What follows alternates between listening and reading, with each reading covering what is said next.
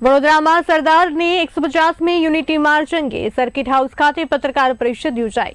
પત્રકારોને આપેલી ભેટની bottle made in China ચર્ચાનો વિષય બન્યો છે। જી હા, સ્વદેશી અપનાવવાની વાતો વચ્ચે આ ચાઇનીઝ ભેટ આપતા અનેક પ્રશ્નો ઉઠી રહ્યા છે। અહીંયા सांसद धारासभ्यों और स्थानिक आगेवानों हाजरी में पत्रकार परिषद योजाई हती। वडोदराना सांसद डॉक्टर हेमांग जोशी की अध्यक्षता हेठळ आ कार्यक्रम योजायो। धारासभ्य तेओ रोकड़िया शहर भाजप प्रमुख जयप्रकाश सोनी सहितना आगेवानो पण जोड़ाया हता। आपनो खूब प्रश्न सारो छे।